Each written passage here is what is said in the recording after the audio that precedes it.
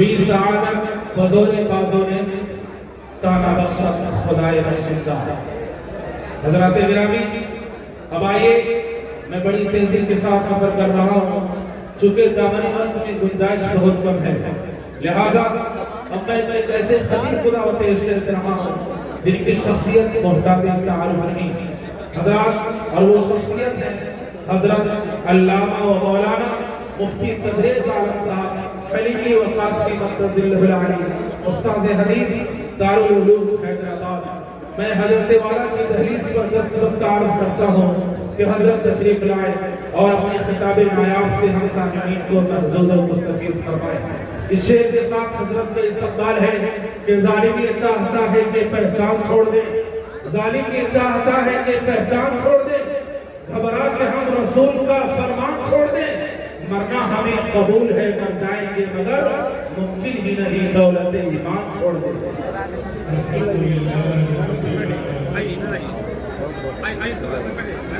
والصلاة والسلام على سيد الأنبياء والمرسلين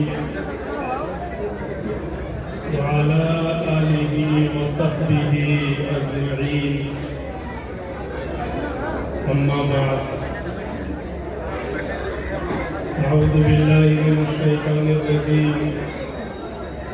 بسم الله الرحمن الرحيم.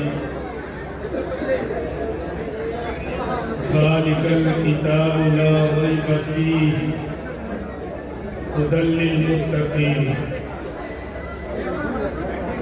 وقال تعالى: وإذ قال لقمان لابنه وهو يعظه يا بني لا تشرك بالله إن الشرك لظلم عظيم. صدق الله العظيم. سبحانك لا علم لنا إلا ما علمتنا.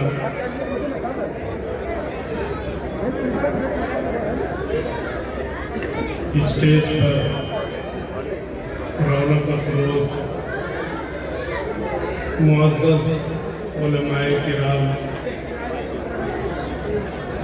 اور دور دراز سے تشریف لائے ہوئے معزز مہمانان کرام، سامعین کرام اور حفظ کی تکمیل کرنے والے عزیز طلباء، جہاں ایک طرف میرے لیے انتہائی خوشی اور سعادت کا موقع ہے کہ مجھے اپنے شہر کے لوگوں سے کچھ درد دل کہنے کا موقع مل رہا ہے، وہیں دوسری طرف یہ موقع میرے لیے آزمائش کا موقع بھی ہے کہ اس وقت اسٹیج پر میرے اساتذہ کرام بالخصوص حضرت مولانا احسان الحق صاحب قاسمی شہر قاضی، حضرت مولانا مفتی شرافت حسین صاحب ندوی دامت برکاتہ، مولانا افضل صاحب دامت برکاتہ رونق افروز ہے.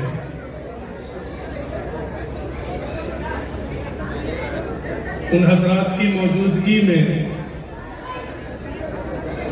کچھ کہنا میرے لیے امتحان سے کم نہیں ہے، لیکن چونکہ انہی حضرات کی دعاؤں اور انہی حضرات کی توجہات سے آپ کے سامنے بیٹھنے کا سلیقہ آیا ہے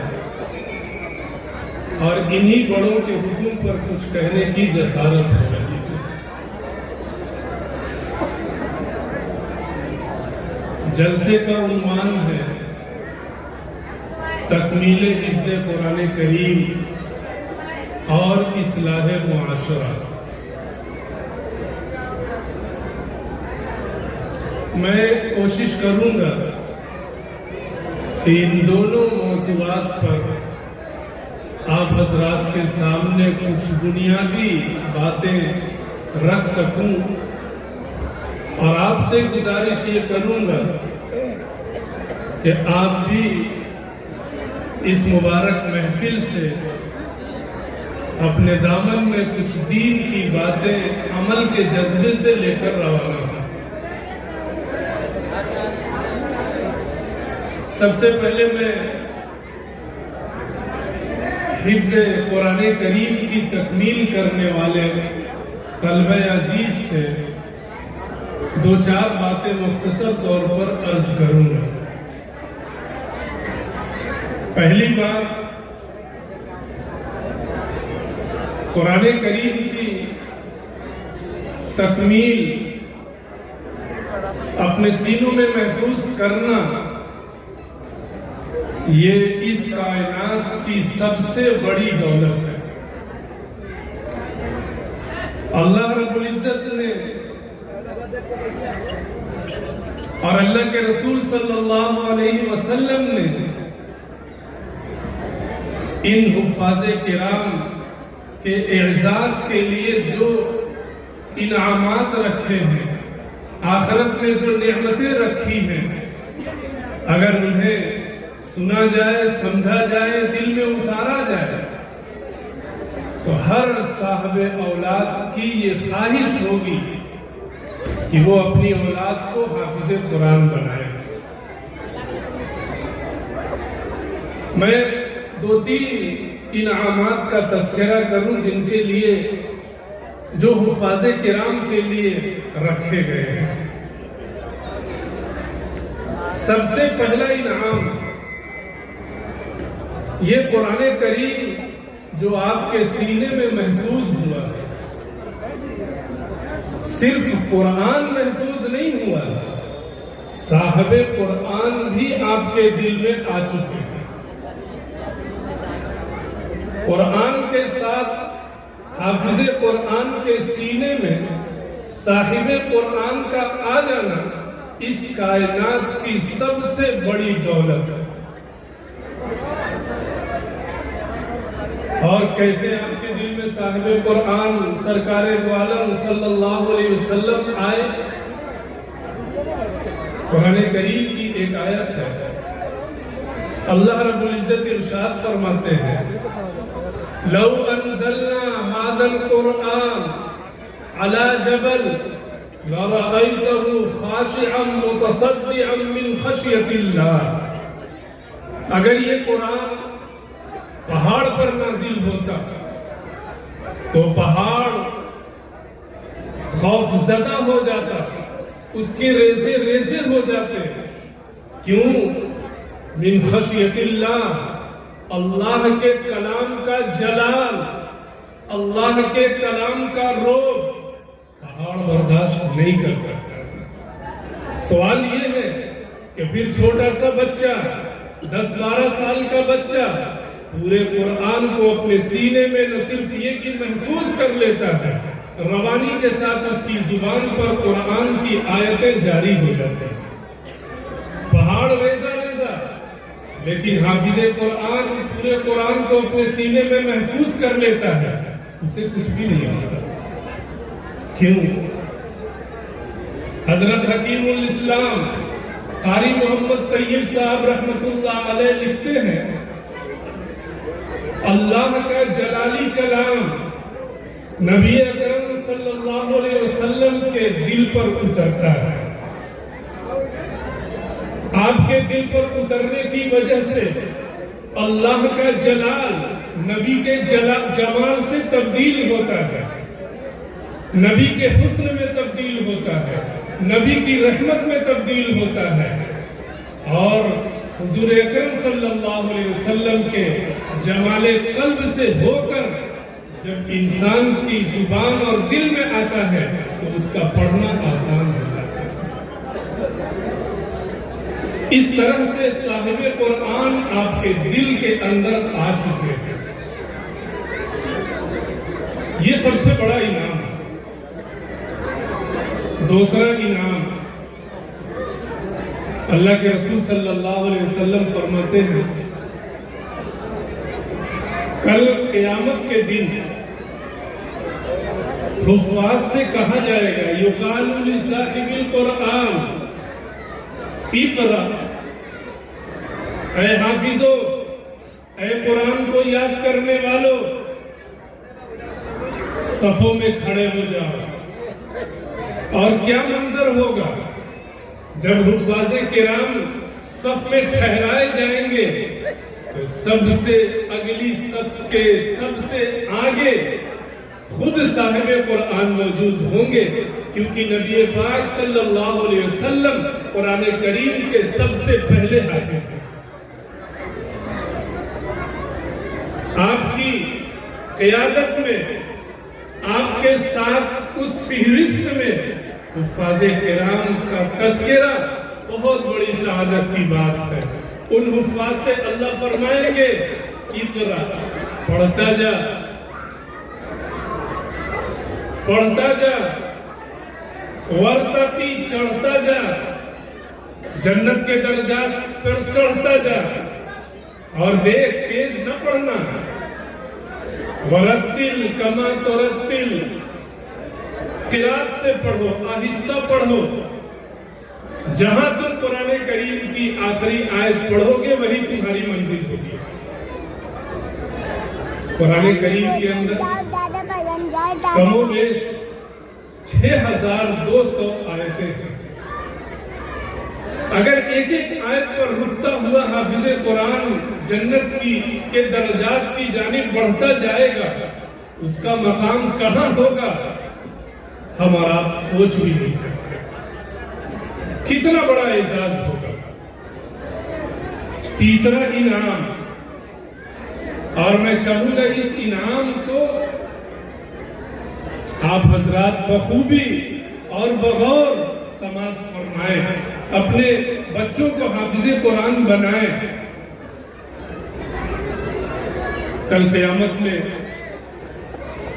اللہ رب العزت حافظوں کے سلسلے میں جو خصوصی انعام رکھا ہے، اللہ کے رسول صلی اللہ علیہ وسلم ایک حدیث میں فرماتے ہیں جس آدمی نے قرآن محفوظ کیا، یاد کیا، اس کے حلال کو حلال جانا، اس کے حرام کو حرام جانا، اللہ رب العزت کل قیامت میں سب سے پہلے اسے جنت میں داخل فرمائے گا۔ اور یہی نہیں، اس سے یہ کہا جائے گا کہ جا جہنم کے اندر دیکھ لے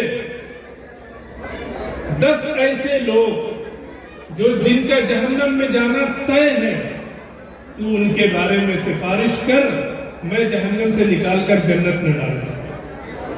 آپ ذرا اندازہ لگائیں، آج اس دنیا کے اندر دنیا کی ڈگریوں کا کیا حال ہے۔ کوئی انجینئر ہو، کوئی ڈاکٹر ہو، کوئی لائر ہو، کوئی وکیل ہو، کوئی جج ہو، کوئی پروفیسر ہو، کوئی ڈین ہو، کوئی کچھ بھی ہو، لیکن کل قیامت میں اگر 10 لوگوں کے سلسلے میں سفارش کا اختیار دیا جائے گا تو وہ صرف اور صرف حافظ قرآن کو دیا جائے گا۔ اب میں رک کر آپ سے عرض کروں کہ ہم میں سے ہر صاحب اولاد کو یہ کوشش کرنی چاہیے کہ ہم اپنی اولاد میں کسی ایک بچے کو ضرور حافظ قرآن بنائیں گے۔ ہمارے پاس ہو کیا رہا کہ حافظ قرآن کیوں بنائیں گے؟ ہمارا بچہ پھر کمائے گا کیا؟ ہمارا بچہ کھائے گا کیا؟ ہمارا بچہ رسید لے کر چندہ کرے گا؟ ہمارا بچہ قرآن خوانی میں جائے گا؟ یاد رکھیں، یہ انتہائی غلط سوچ ہے۔ بلکہ میں اگر آگے بڑھ کر یہ کہوں کہ شیطان نے ہمارے دل و دماغ کو ہائی جیک کر رکھا ہے تو یہ غلط نہ ہو۔ آپ اپنے بچے کو حافظ قرآن بنائیے اس نیت سے کہ کل قیامت میں ہماری گاڑی اگر پھنس گئی تو پھر یہی بچہ ہمیں جہنم سے نکال کر جنت میں داخل کرے گا۔ حافظ قرآن اس نیت سے بنانا ہے۔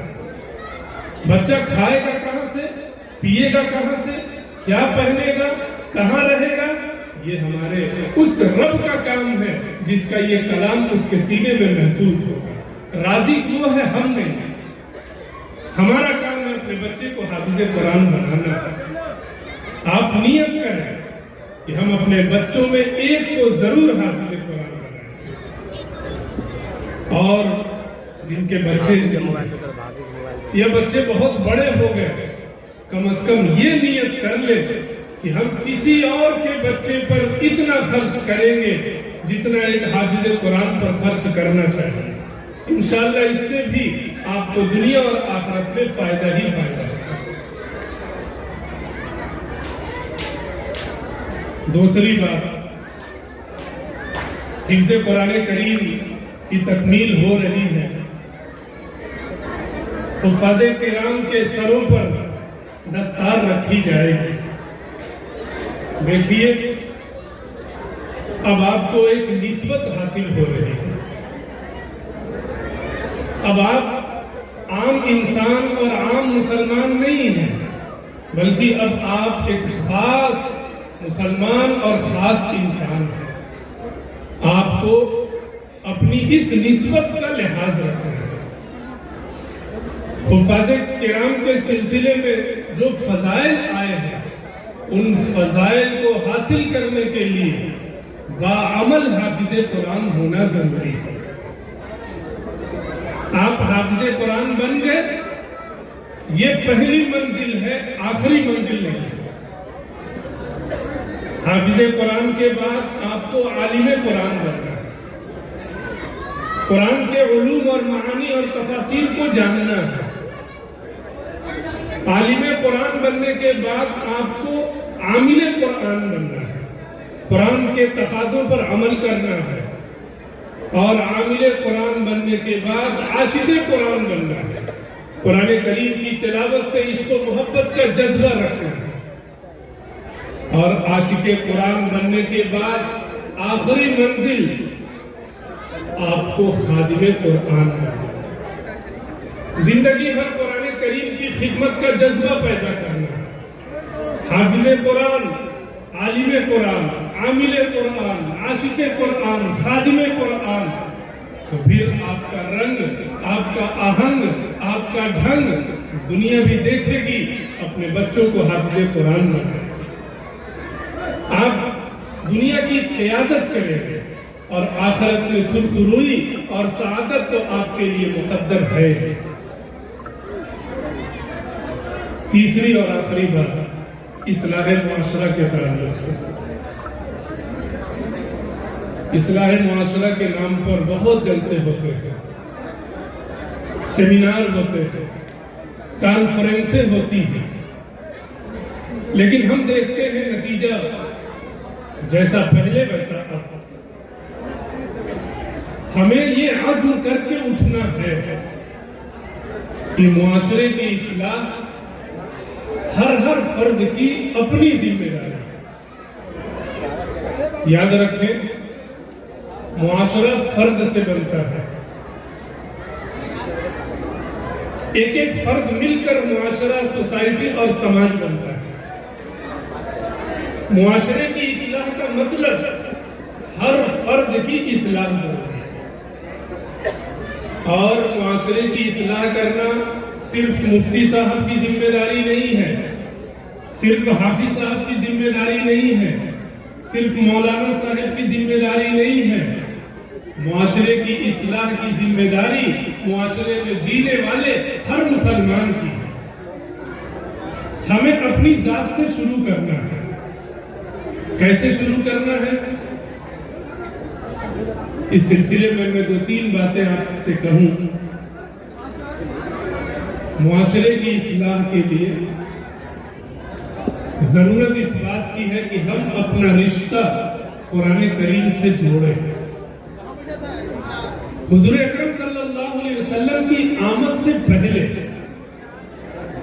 عرب کا جو ماحول تھا، عرب میں جو برائیاں تھیں، کیسی کیسی برائیاں تھیں، وہ ساری برائیاں آج آپ سوچ لیں یا اپنی آنکھوں سے دیکھ رہے ہیں، وہ ساری برائیاں عربوں میں اور مکے میں اس وقت موجود تھیں۔ کتابوں میں لکھا ہے ایک قبیلے کی ایک عورت نے دوسرے قبیلے کی ایک عورت کی چڑیا کا ایک انڈا انجانے میں توڑ دیا. چڑیا کا ایک انڈا انجانے میں توڑ دیا. اس بات کو لے کر دونوں قبیلوں میں 40 سال تک جنگ ہوتی. ایسی برائی تھی. سود عام تھا. لوگ جوا کھیلتے تھے. شراب عرب معاشرے کا اٹوٹ حصہ تھا. بات بات پہ لڑنا جھگڑنا نہ جانے کیسی کیسی برائیاں تھیں. ان تمام برائیوں کے لیے قرآن نے صاحب قرآن نے ایک ہی لفظ استعمال کیا, جاہلیت. حضور اکرم صلی اللہ علیہ وسلم کی آمد سے پہلے کا جو زمانہ ہے اسے زمانے جاہلیت کہتے ہیں. معلوم یہ ہوا کہ بگڑے ہوئے سماج کو اگر کوئی نام دیا جا سکتا ہے تو جہالت. اللہ کے رسول صلی اللہ علیہ وسلم جب اس کائنات پر تشریف لائے, نبی بنائے گئے, آپ کو جو کتاب دی گئی اس کتاب کا آغاز ہوتا ہے اقرأ بسم ربک الذی خلق. بگڑے ہوئے سماج اور جاہلیت والے سماج کی اصلاح کرنی ہے تو پڑھنا ہے, اللہ کے نام سے پڑھنا ہے اور قرآن پڑھنا ہے. قرآن صرف علم نہیں, علم کا سرچشمہ. علم کے سوتے یہیں سے پھوٹتے ہیں, علم کا چشمہ یہیں سے نکلتا ہے. اگر ہمیں اپنے سماج کو بدلنا ہے اور یقیناً بدلنا ہے تو ہمیں اپنا رشتہ قرآن سے ہر حال میں جوڑنا پڑے گا. لیکن آج صورتحال کیا ہے؟ قرآن کریم ہم مسلمانوں کے درمیان, معاف کیجئے گا, مظلوم کتاب بن کر رہ گئی.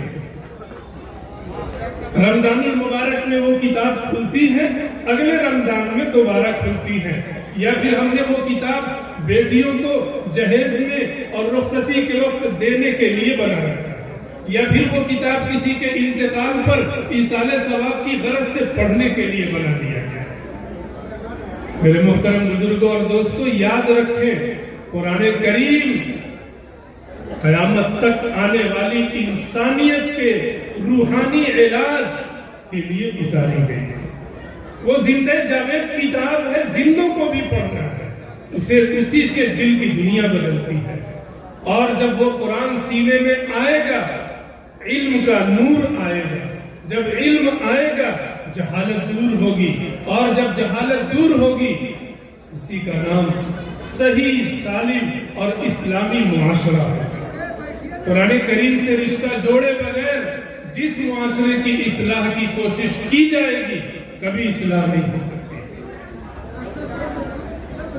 قرآن کریم سے اپنا رشتہ جوڑیے, اس کو پڑھیے اور صحیح پڑھیے, تجوید کے ساتھ پڑھیے, روزانہ پڑھیے. لوگ کہتے ہیں فرصت نہیں. اسی ہندوستان میں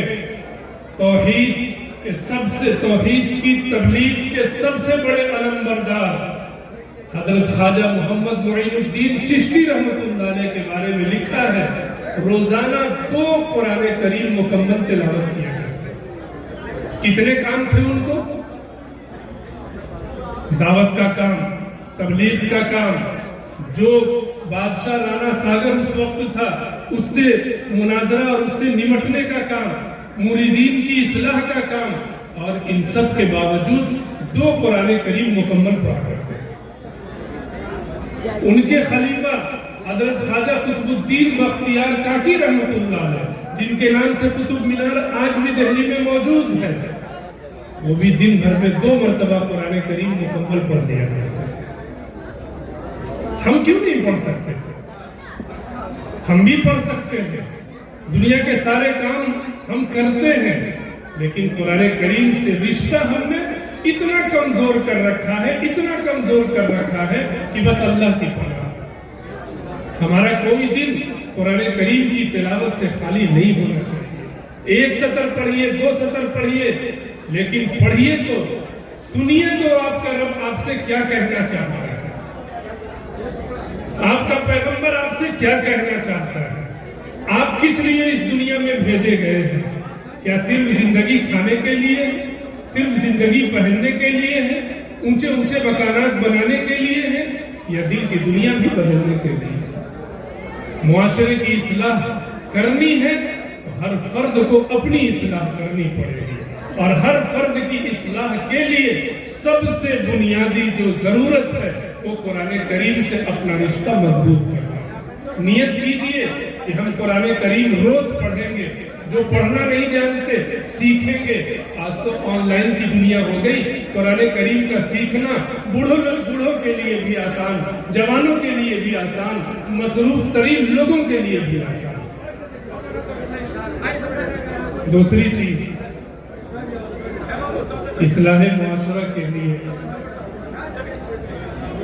سورہ لقمان کی تلاوت اور اس کی سمجھ پیدا کیجیے۔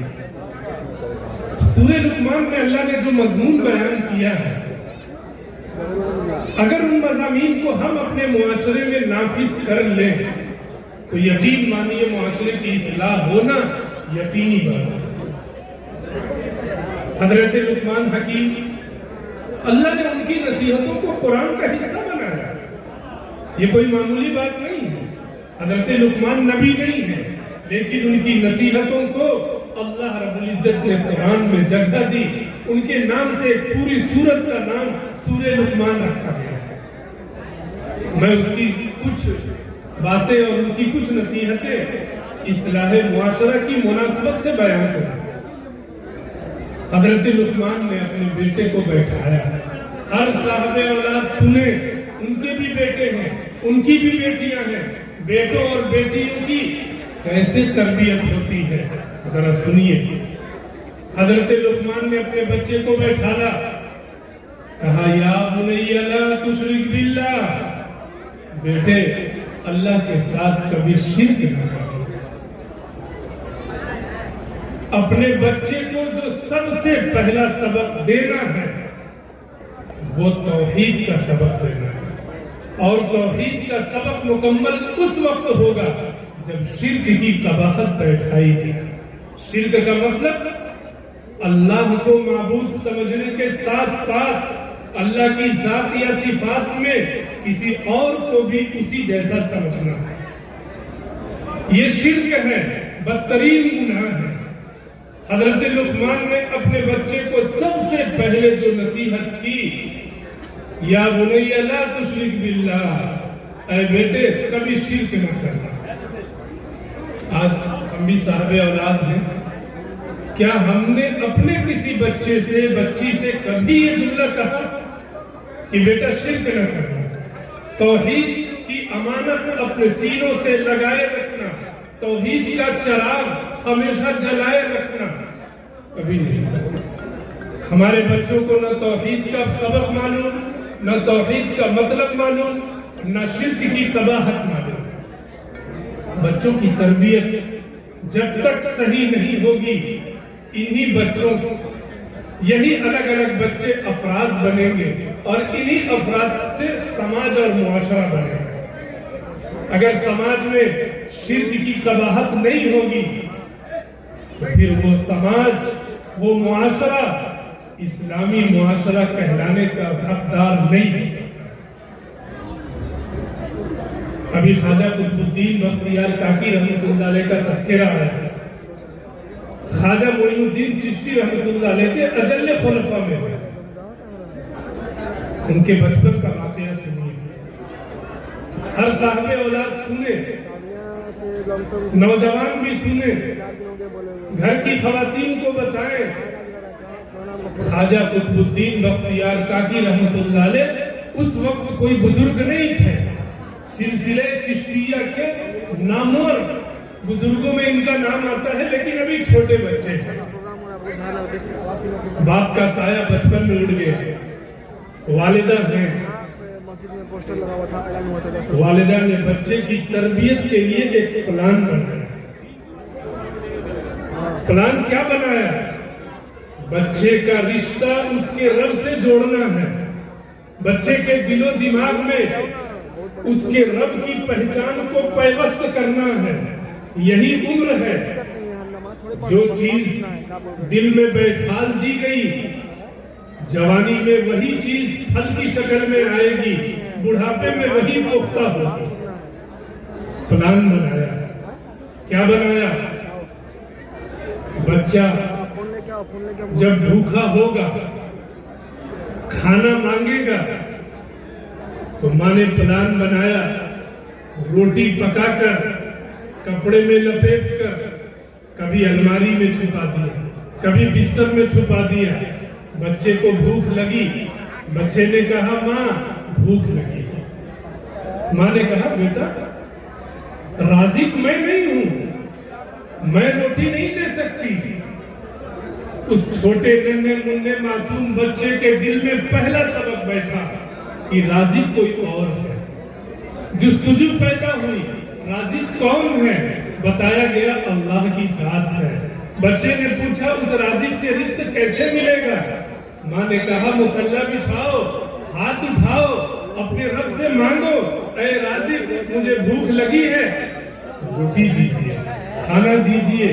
بچہ بچہ ہے, آپ اس سے جو کہیں گے وہ کرے گا. اس نے مصلی بچھایا, دعا مانگی, اس کے دل میں دوسرا سبق بیٹھا, کھانا مانگنا ہے تو ہاتھ اٹھانا ہے, اپنے رب کو یاد کرنا ہے, اسی سے مانگنا ہے, کسی اور سے نہیں مانگنا ہے, حتیٰ کہ ماں سے بھی نہیں مانگنا. بچہ دیر تک دعا کرتا رہا, روٹی تو نہیں آئی. تھوڑی دیر میں اس بچے نے ماں سے کہا ماں میں نے رب سے مانگا, رازق سے مانگا, روٹی ملی بھی. ماں نے تیسرا سبق پڑھایا, بیٹا مانگنے کے بعد روزی تلاش کرنی پڑتی ہے. جاؤ گھر میں دیکھو کہیں نہ کہیں رزق ملے گا. اس رب نے رزق کا وعدہ کیا ہے, وہ ضرور دے گا. وہ خالی ہاتھوں کو, وہ ہاتھ کو خالی نہیں لوٹاتا. تلاش کرو, کیونکہ پہلے سے روٹی چھپا کر رکھی ہوئی تھی. دیکھا, الماری کھولا, روٹی مل گئی. بچے کی خوشی کی انتہا تو ایک طرف, اس کے دل و دماغ میں اپنے رب کی ربوبیت, اللہ کی وحدانیت, اللہ کی رزاقیت ایسی بیٹھی روزانہ کا معمول بن گیا. مصلی بچھاتا, دعا مانگتا, گھر میں تلاش کرتا اور روٹی مل جاتی. ایک روز کا واقعہ, ماں کسی رشتہ دار کے یہاں گئی ہوئی تھی, وقت پر نہ آ سکی. بچہ مکتب سے گھر آیا, مصلی بچھایا, دعائیں مانگی. ادھر ماں کا برا حال, دوڑ رہی ہے, اللہ سے دعائیں مانگ رہی ہے, اے اللہ تجھے تیری خدائی کا واسطہ, تیری رزاقیت کا واسطہ, میں نے بڑی محنت کر کے اپنے بچے کے دل میں تیری ربوبیت, تیری رزاقیت, تیری الوہیت, تیری وحدانیت کو رکھا ہے. آج کہیں میرے بچے کے دل و دماغ سے وہ ساری باتیں نکل نہ جائے, میری لاج رکھنا. ماں دوڑ رہی ہے, ہانپتے کانپتے گھر میں آتی ہے, دیکھتی ہے بچہ چین کی نیند سو رہا ہے. ماں نے سوچا لگتا ہے روٹی ملی نہیں, بھوک کی وجہ سے سو گیا. جلدی جلدی روٹی پکائی, بچے کو جگایا, بیٹا روٹی کھا لو. بچہ بیدار ہوا, کہا ماں میں تو روٹی کھا چکا, اور ماں آج ایسا کھانا کھایا ہوں کہ اس سے پہلے کسی روٹی میں, کسی کھانے میں ویسی لذت نہیں تھی. آج اس کی لذت ابھی بھی میرے منہ کے اندر موجود ہے. کیا تھا؟ اس چھوٹے سے بچے کو اللہ رب العزت نے غیبی طور پر, کرامت کے طور پر پیٹ بھر دیا. اس کے لیے کھانا آسمان سے اتارا گیا. یہ ہے تربیت کا انداز. اور وہ بچہ آج خواجہ قطب الدین بختیار کاکی رحمت اللہ علیہ کی شکل میں یاد کیا جا رہا ہے. ان کی قبر قطب مینار کے آغوش میں موجود ہے. آج کتنوں کے لیے وہ مشعل راہ بنے ہوئے. ہمیں بھی چاہیے اپنے بچوں کو بتائیں توحید کیا ہے, شرک کیا ہے. ابھی میں نے جمعے کے خطاب میں عیدگاہ محلہ کے لوگوں سے کہا کہ دسمبر کے مہینے میں میری کرسمس اور ہیپی نیو ایئر یہ اسلام کی تعلیمات سے کوسوں دور ہے۔ میری کرسمس ہم جو مبارکبادی پیش کرتے ہیں عیسائیوں کو، یہ شرک کی مبارکبادی ہے۔ جو لوگ نہیں جانتے جان لیں، عیسائیوں کا عقیدہ حضرت عیسیٰ علیہ السلام کے بارے میں اتنا خطرناک ہے، اتنا خطرناک۔ عیسائی حضرت عیسیٰ کو اللہ کا بیٹا کہتے ہیں، اللہ کا بیٹا قرار دیتے ہیں۔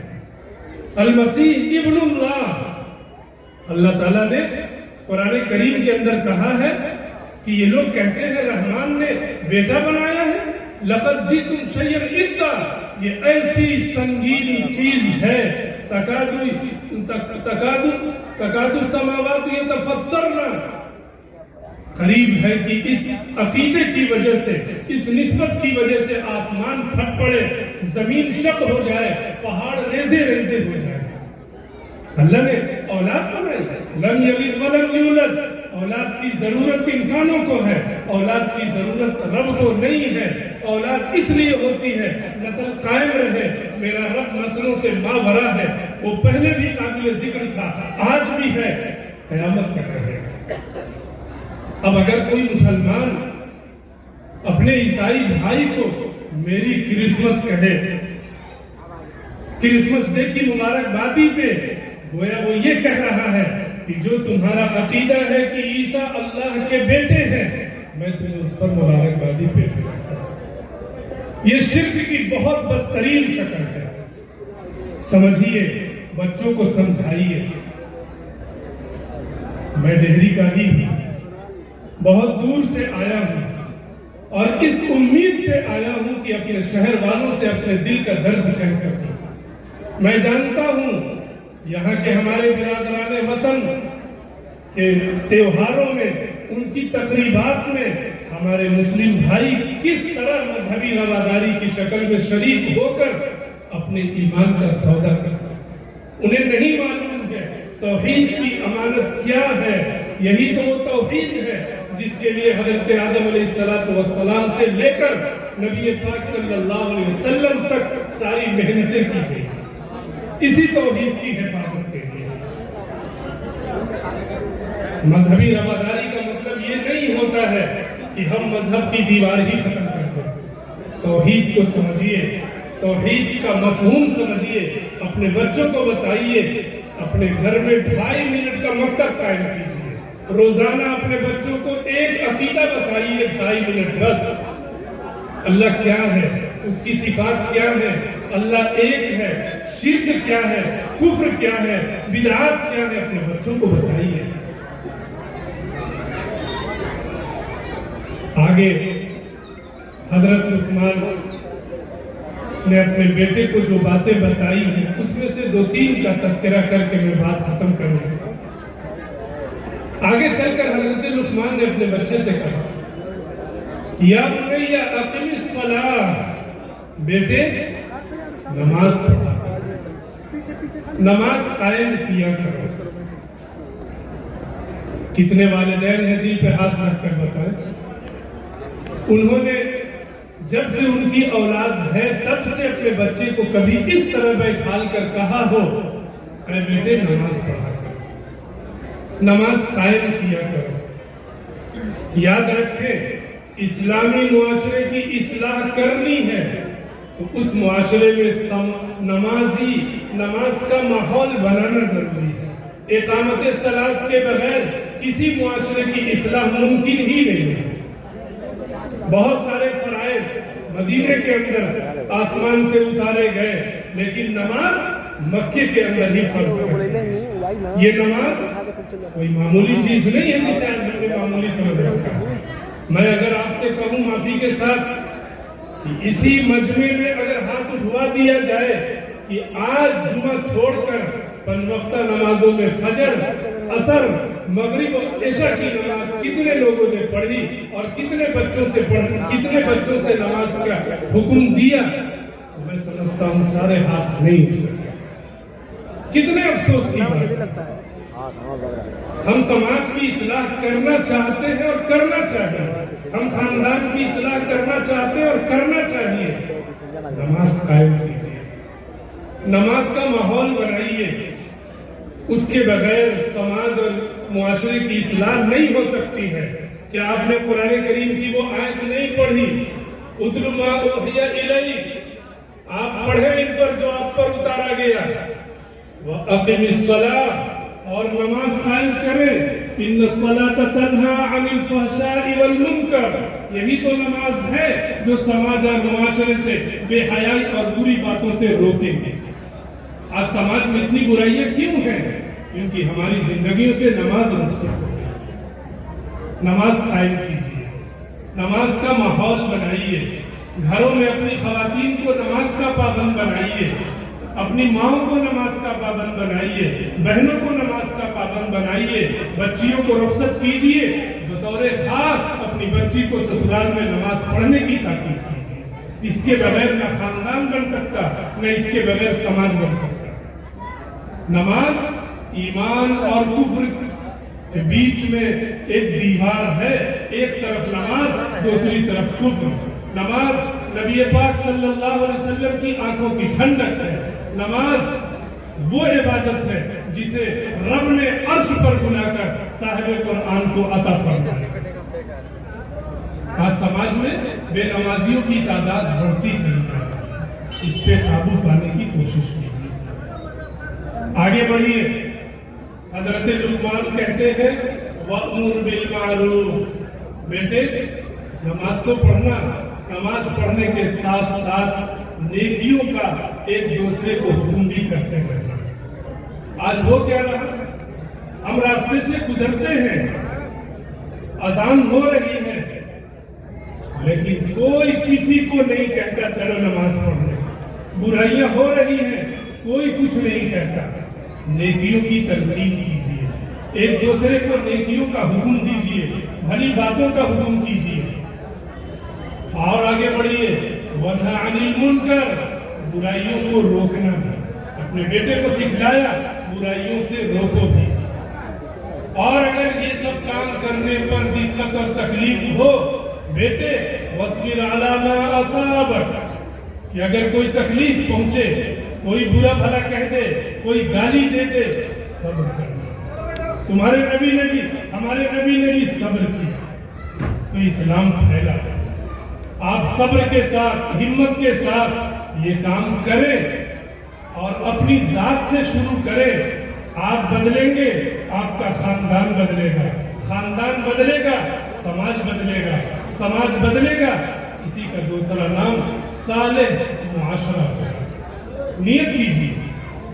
آپ کہتے ہیں وقت نہیں ہے، ٹائم نہیں ہے، میں ایک قصہ سنا کر بات ختم کروں۔ دہلی کے ایک بہت بڑے بادشاہ خواجہ شمس الدین التمش رحمۃ اللہ، جو خواجہ قطب الدین بختیار کاکی رحمۃ اللہ علیہ کے خلفاء میں ہے، بادشاہ تھے۔ بادشاہ کو کتنے کام ہوں گے، پورے ہندوستان کے بادشاہ تھے۔ خواجہ قطب الدین بختیار کاکی رحمۃ اللہ علیہ کا انتقال ہوا، جنازہ دہلی میں رکھا گیا، ایک کوہرام مچا ہوا، کیونکہ خواجہ معین الدین چشتی رحمۃ اللہ علیہ نے دہلی کی ولایت خواجہ قطب الدین بختیار کاکی رحمۃ اللہ علیہ کے حوالے کی تھی۔ پورا مجمع ہے، بڑے بڑے بزرگان دین، علماء، مسلمان سب موجود ہیں۔ جنازہ جب سامنے رکھا گیا، خواجہ صاحب کے بہت ہی خاص اور خادم آگے بڑھتے ہیں اور کہتے ہیں، خواجہ صاحب کی ایک وصیت تھی، کیا میری نماز جنازہ وہ پڑھائے جس کے اندر 4 باتیں ہیں، جس کے اندر 4 باتیں ہوں وہ میری نماز جنازہ پڑھائے۔ غور سے سنیے، لے کر جائیے 4 باتیں۔ اس آدمی کی کبھی تکبیر اولا فوت نہ ہوئی۔ نماز ہمیشہ جب امام نے اللہ اکبر کہا ہو، اس نے بھی اللہ اکبر کہا ہو، اسے تکبیر اولا کہتے ہیں۔ اس کی زندگی میں کبھی تکبیر اولا فوت نہ ہوئی۔ نمبر 2، اس کی تہجد کی نماز کبھی فوت نہ ہوئی ہو. فجر نہیں کہہ رہا ہوں میں، فجر سے پہلے تہجد، اس کی تہجد کی نماز کبھی فوت نہ ہوئی. نمبر 3، کسی غیر محرم پر، کسی لڑکی اور عورت پر اس کی بری نگاہ نہ پڑی. سماج کا جائزہ لیجیے آج کیا صورت حال ہے. آج تو پردے کا تصور ہی ختم ہو گیا. محرم اور غیر محرم کے درمیان اسلام نے جو دیوار حائل کی ہے وہ ٹوٹ گئی. کہا اس کی نظر، اس کی بری نظر کسی غیر محرم پہ کبھی نہ پڑی. اور چوتھی چیز، وہ اتنا عبادت گزار ہو کہ عصر سے پہلے کی 4 رکعت سنت غیر مؤکدہ کبھی فوت نہ ہو. 5 وقتہ نماز نہیں کہہ رہا ہوں، سنت مؤکدہ نہیں کہہ رہا ہوں، عصر سے پہلے کی 4 رکعت سنت غیر مؤکدہ، جسے نہ پڑھے تو کوئی گناہ نہیں ہوتا، وہ نماز بھی کبھی فوت نہ ہو. جس کے اندر یہ 4 باتیں ہوں، حضرت نے کہا ہے میری نماز جنازہ وہ پڑھتا ہے. ایک سناٹا چاہیے. یہ 4 باتیں بیک وقت اس میں موجود ہو. سناٹا. رومال اوڑھے ہوئے ایک شخص آگے بڑھتے ہیں، رومال ہٹاتے ہیں اور کہتے ہیں یہ 4 صفتیں میرے اندر موجود ہیں، زندگی بھر میں نے اس کو چھپایا. حضرت اس دنیا سے تو چلے گئے لیکن حضرت نے میرا یہ راز فاش کر دیا. میرے اندر وہ 4 صفات موجود ہیں، میں نماز جنازہ پڑھا سکتا ہوں. دنیا میں دیکھا وہ کوئی عام آدمی نہیں تھا، وہ کوئی مفتی نہیں تھا، وہ کوئی عالم نہیں تھا، وہ کوئی عام انسان نہیں تھا. وقت کا بادشاہ سلطان شمس الدین التمش رحمۃ اللہ. آپ کہتے ہیں وقت نہیں ہے، بادشاہ ایسے گزرے ہیں اس ہندوستان کے جس ہندوستان میں ہم رہتے ہیں. ہمارے پاس کیوں نہیں وقت ہے؟ وقت ہے، ہمت کی ضرورت ہے. اللہ رب العزت ہم سب کو ان کہی ہوئی باتوں پر دل و جان سے عمل کرنے کی توفیق عطا فرمائے اور اس اجلاس کو بامراد اور بامقصد بنائے. وآخر دعوانا ان الحمدللہ رب العالمین. میں اس موقع پر آپ تمام حضرات کا بھی تہہ دل سے شکریہ ادا کرتا ہوں اور بطور خاص ادارے کے تمام اساتذہ کرام، تمام ذمہ دار اور اس شہر کے تمام علماء کرام اور میرے اساتذہ کرام، ان سب کی خدمت میں شکریہ کا گلدستہ پیش کرتا ہوں کہ مجھ سے ایسے طالب علم کو اس بڑے مجمع سے مخاطب ہونے کا موقع عنایت فرمایا. جزاکم اللہ خیرا و احسن الجزا. بہت شکریہ.